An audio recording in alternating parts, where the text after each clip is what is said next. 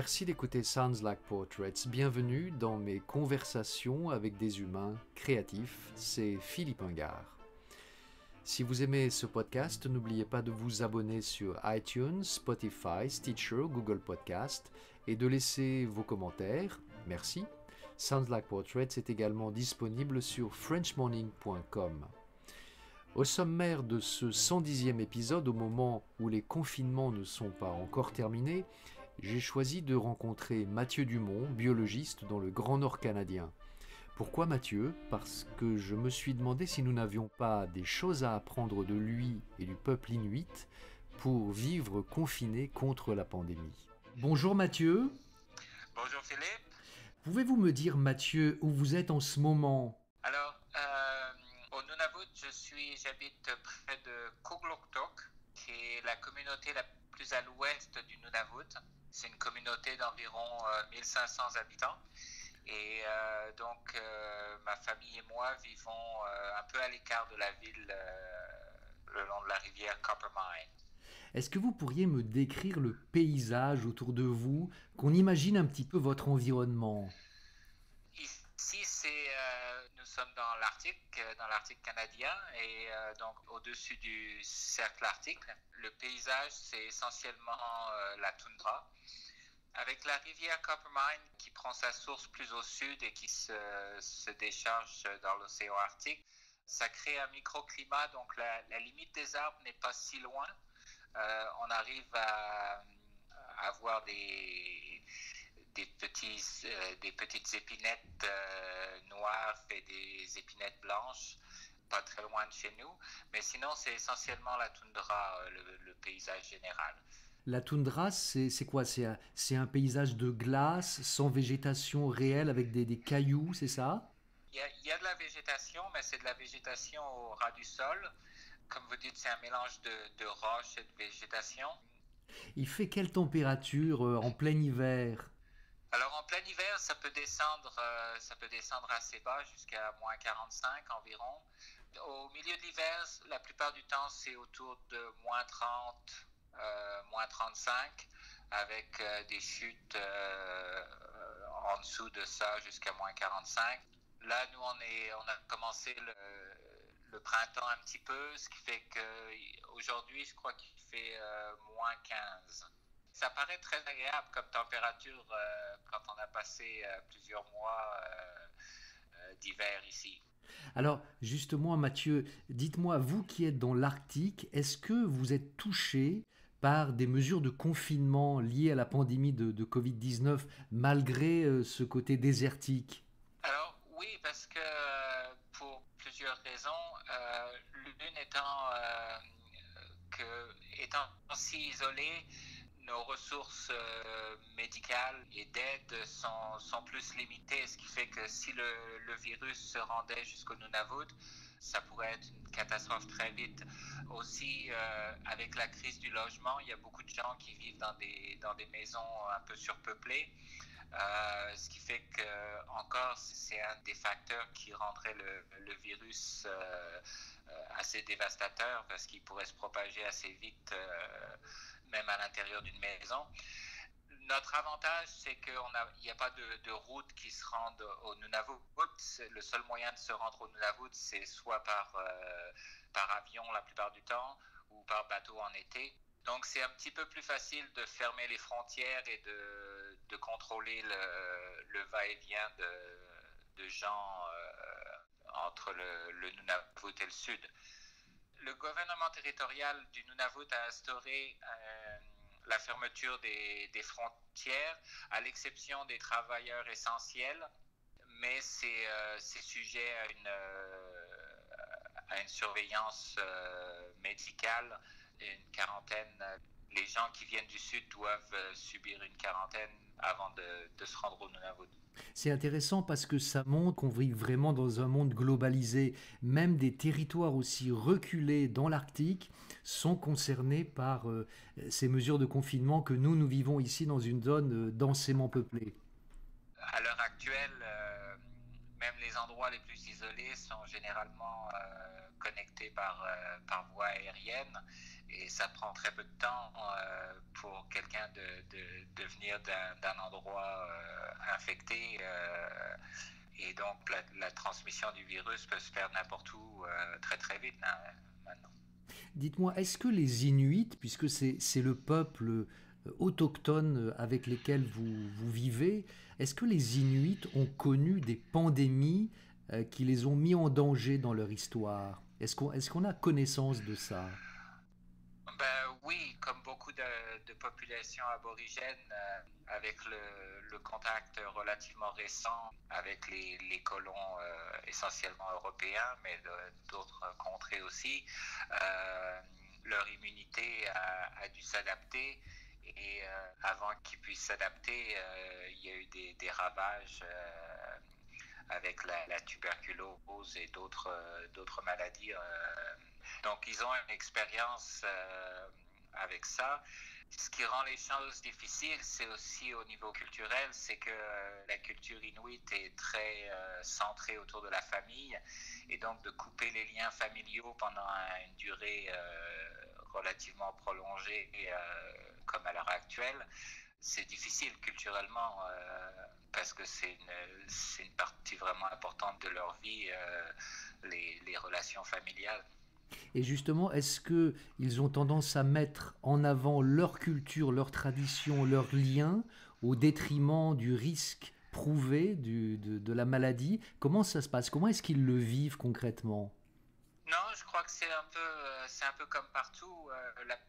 La majorité des gens ont conscience de la gravité de la situation et de l'importance de rester assez isolé.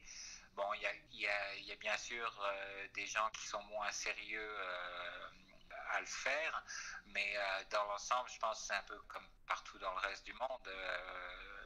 La majorité des gens comprennent que c'est important de rester le plus isolé possible.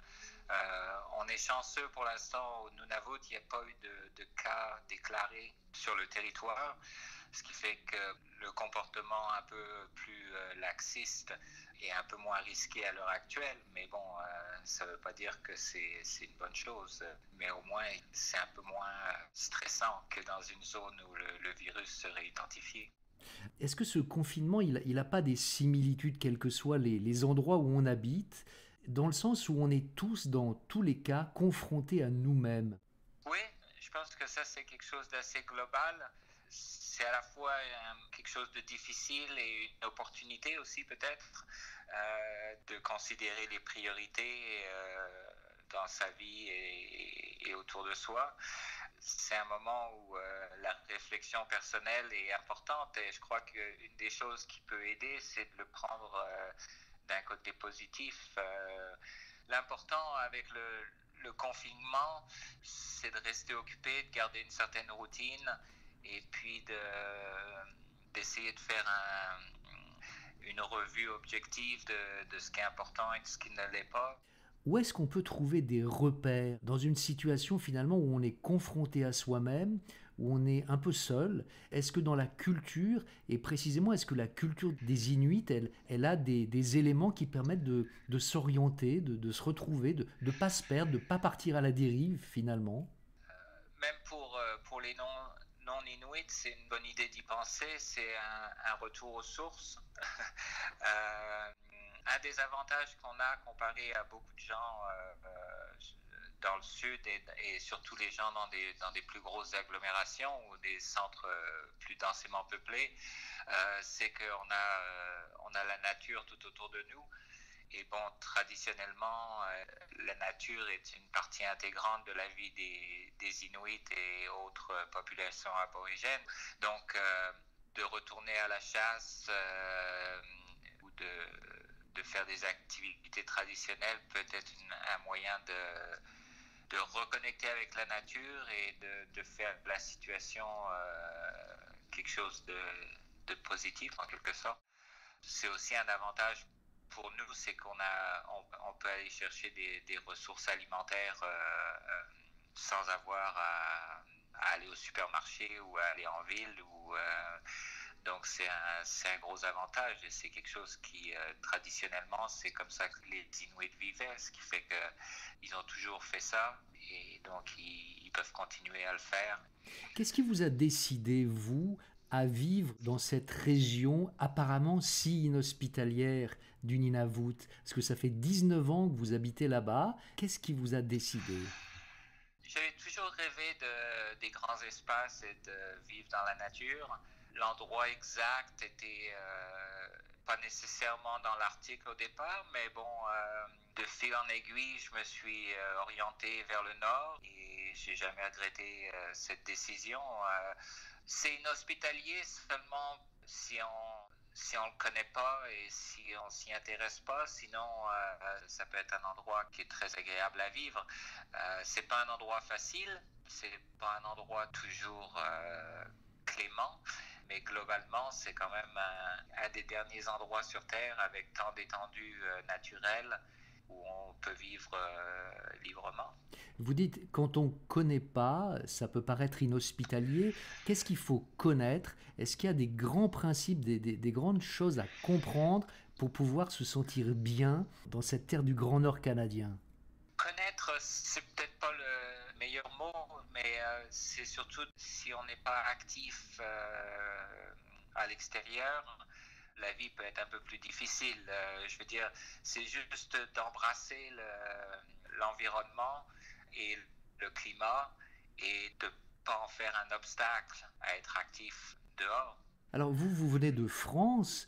Comment est-ce que vous vous êtes adapté? Comment vous êtes acclimaté à ce climat de grand froid? Comment ça s'est passé? J'avais toujours rêvé d'aller dans la nature, puis dans des endroits relativement froids. J'étais plus attiré par la nature boréale et arctique que plus au sud, ce qui fait que même en France, je m'entraînais un peu à pas mettre le chauffage, à dormir sans chauffage dans ma maison. Bon, les conditions sont ridicules comparées à ici, mais bon, c'était un effort pour m'acclimater.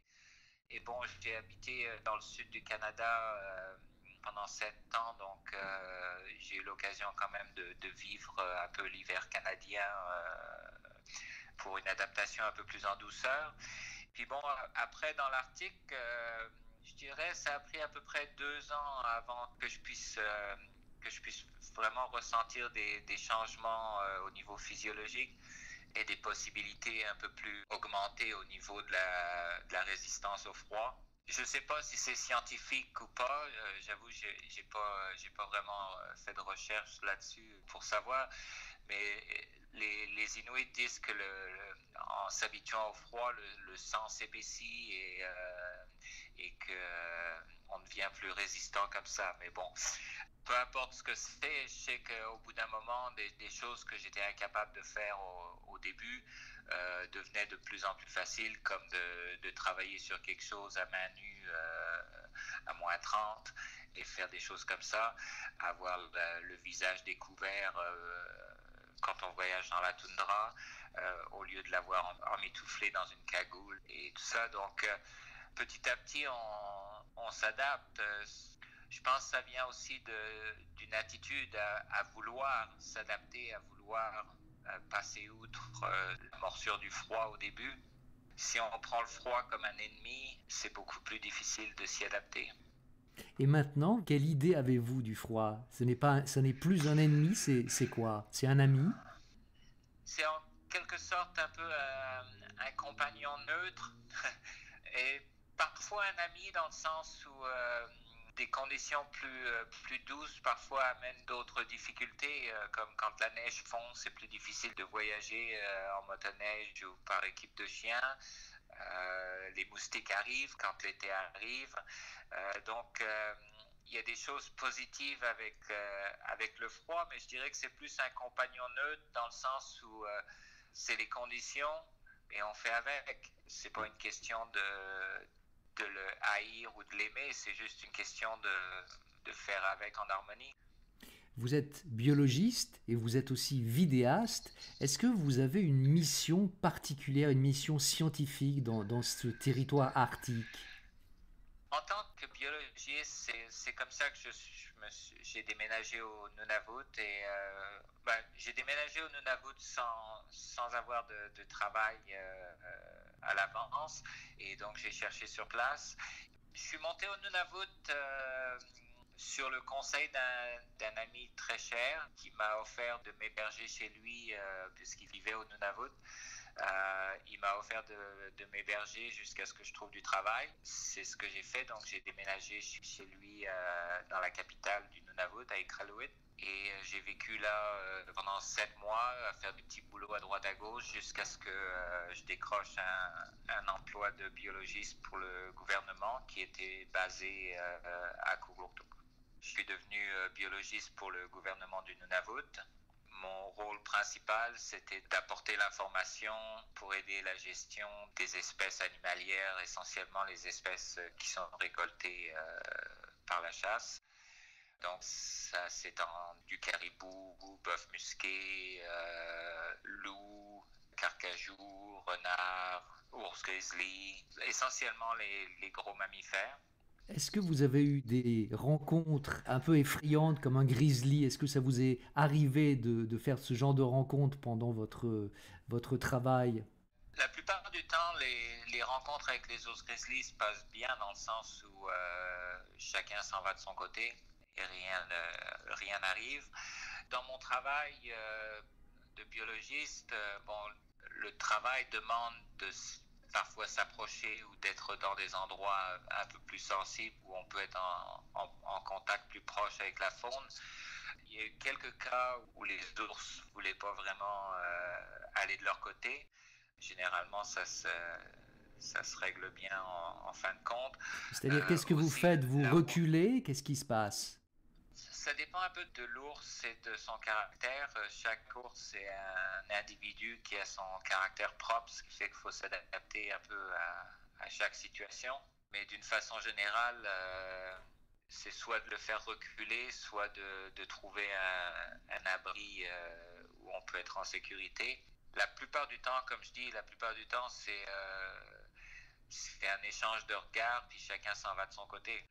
Parfois, on doit utiliser des cartouches en caoutchouc ou des cartouches explosives qui font un gros bruit, qui font pas de dommages à l'animal, mais qui font un gros bruit. Les cartouches en caoutchouc, ça a un impact avec l'animal qui n'est pas létal, qui ne va pas tuer l'animal ou le blesser de façon importante, mais ça va lui faire un beau bleu. Une fois, c'est arrivé que l'on ait dû abattre l'ours, mais c'était un cas particulier où on avait répondu à une urgence, en quelque sorte, qu'un ours était sur une île près de Cavannes. Donc, on a été chercher l'ours pour essayer de le faire fuir plus loin. Ce que les gens ne nous avaient pas dit, c'est que l'ours avait essayé de s'enfuir, mais il l'avait embêté en essayant de prendre des photos. Et donc, quand on est arrivé sur l'île, l'ours se cachait et n'était pas très content. Mais c'est ça, nous, on ne le savait pas, ce qui fait que je suis tombé nez à nez avec l'ours, environ à peu près 25 mètres. Et quand il m'a vu, la première chose qu'il a fait, c'est qu'il a chargé, ce qui fait qu'on a dû l'abattre. Mais c'est important de noter que c'était des circonstances exceptionnelles où l'ours n'avait pas un comportement normal parce qu'il avait été embêté auparavant. Je veux dire, on a quand même pas mal de visites à notre cabane parce qu'on habite en dehors de la ville, ce qui fait que chaque été, on a des visites d'ours. Et ça se passe sans problème. Vous appelez ça des visites? Oui, parce que c'est toujours aussi... c'est un mélange de... Bon, il faut faire attention, mais en même temps, c'est aussi agréable de les voir. Et c'est aussi une question de respect. Il y a beaucoup de relations entre les populations aborigènes et les ours qui se rejoignent, même si elles sont un peu différentes d'un endroit à un autre. Mais d'une façon générale, les ours sont considérés comme des personnes, en quelque sorte, qui peuvent lire vos pensées. Et donc, de les respecter et de leur demander de partir au lieu de les chasser tout de suite, c'est une façon de régler les conflits à l'amiable, en quelque sorte, d'après les spiritualités aborigènes, en tout cas. Justement, dites-moi ce que vous avez appris de la spiritualité inuite et qui vous sert dans votre rapport à la nature en tant que biologiste. En tant que biologiste, une des choses importantes, c'est de considérer le savoir local et les coutumes locales pour deux raisons. D'une part, ça aide à comprendre l'environnement qu'on étudie, parce qu'il y a beaucoup d'informations qui peuvent être apportées par le savoir traditionnel, même dans certains cas les croyances locales. Et d'autre part, c'est aussi une façon de s'assurer une meilleure communication lors de la discussion des résultats et lors de la discussion des options de gestion de la faune. Est-ce qu'on peut prendre un exemple de ces croyances locales, de ces traditions locales? Un exemple qui peut paraître bénin, mais lorsqu'on étudiait des carcasses d'animaux dans le laboratoire, il y a certaines parties qu'on coupait avec une hache parce qu'il y avait des os à couper, ce qui fait qu'on utilisait une hache. Bon, j'ai eu la chance d'avoir des collègues inuits qui m'ont dit que traditionnellement, c'était pas une chose qui devait se faire, qu'on devait couper entre les os et non pas les trancher à la hache de façon brute. Ce qui fait qu'on a changé la méthodologie pour le dépeçage des carcasses, d'utiliser un couteau pour couper autour des os au lieu de les trancher à la hache. Donc ça, c'est un petit exemple bénin, mais bon, ça fait partie des choses qui aident à avoir une meilleure collaboration avec tout le monde autour. Il y a d'autres croyances, il y a d'autres règles locales que vous suivez, parce que ce sont des règles que les Inuits ont depuis la nuit des temps. Au niveau personnel, j'ai un mélange de règles que j'applique qui viennent d'autres peuples aborigènes, qui viennent des Inuits. Il y a beaucoup de rites et de choses que je fais qui viennent de la culture inuite parce que je les ai appris de mon beau-père, entre autres, et d'autres amis ou membres de la famille ici. Et donc, je les applique personnellement pour deux raisons, parce qu'il y a des choses auxquelles je crois et il y a aussi une question de respect pour ma femme et sa famille. Et donc, beaucoup de ces rites sont liés à la chasse. Il y a des rites qui sont peut-être moins apparents que j'ai adoptés, mais qui sont plus dans les contacts et les relations sociales. Ceux-là sont un peu plus difficiles à décrire parce que c'est quelque chose qui s'insinue dans la vie de tous les jours. Est-ce qu'on peut prendre un exemple d'abord des relations sociales et puis ensuite un exemple à la chasse, qu'on ait une idée de ces rites? Une des choses qui, par exemple, que j'ai adopté assez vite et qui m'a aidé à m'intégrer dans la communauté, c'est le fait de ne pas frapper quand on va chez quelqu'un, de ne pas frapper à la porte. C'est quelque chose, c'est amusant parce que les Inuits, souvent, qui sont à l'intérieur d'une maison, s'ils entendent frapper, ils savent que c'est une personne du Sud. Ici, normalement, on ne frappe pas à la porte. Donc, j'ai adopté cette pratique très rapidement. Et pour me faire connaître et aussi apprendre plus vite quand j'ai débarqué à Kugluktuk, j'ai commencé à faire ça, à juste rentrer dans des maisons, puis à dire bonjour, puis à prendre un thé avec les gens et à discuter. À propos de la chasse que vous évoquiez, est-ce que vous pourriez décrire un rite que vous faites justement? Avant de déménager dans le Nord, j'avais, pour ainsi dire, jamais chassé. Mais j'avais toujours beaucoup lu et discuté avec d'autres populations aborigènes sur leurs pratiques et choses comme ça, ce qui fait que j'avais ça déjà un peu en moi. Et donc, quand je suis arrivé au Nunavut, j'ai appris en particulier de mon beau-père la façon de chasser ici. Une des choses qui est, je crois, générale à beaucoup de cultures qui sont dépendantes de la chasse, c'est d'avoir une sorte d'acte, de remercier l'animal pour donner sa vie, pour qu'on puisse survivre. Cet acte est une sorte de pause après avoir tué l'animal et être à son côté. On doit marquer une pause immédiatement parce que c'est tout de suite qu'il faut remercier l'animal pour avoir donné sa vie. Ça peut être fait de différentes façons. Dans certaines cultures, c'est d'éparpiller une pincée de tabac ou de quelque chose sur l'animal. Ça peut être juste un remerciement verbal. Pour quand on chasse le phoque, par exemple, c'est de lui donner de l'eau douce dans la bouche. Donc, on doit fondre de la neige dans sa bouche et donner de l'eau douce au phoque. tout ça, je crois que le but principal, c'est de marquer un temps d'arrêt pour réaliser qu'une vie s'est arrêtée pour permettre à la vie d'autres de continuer en quelque sorte. Donc si je comprends bien, en fait, la chasse chez les Inuits consiste pas à détruire la vie, mais ça consiste à recevoir une vie qui se donne pour qu'on puisse survivre. Oui, tout à fait. J'ai lu une citation qui disait la différence entre un bon chasseur et un mauvais chasseur, c'est que le bon chasseur a toujours un petit moment de regret après avoir tiré. Je ne sais pas si pour les Inuits, surtout dans le passé, quand c'était une question de vie ou de mort, s'il y avait vraiment un regret, mais il y a au moins cette pause, Ce respect. ce respect et cette considération qu'une vie a été donnée pour permettre à d'autres vies de continuer. Alors dites-moi, il n'y a pas d'agriculture, j'imagine, dans la toundra. Comment est-ce que vous faites pour vous nourrir et pour nourrir votre famille de façon équilibrée? Il y a des possibilités de faire pousser un peu de végétaux sous serre, mais bon, c'est pas dans des quantités suffisantes pour pouvoir s'alimenter à l'année, c'est sûr.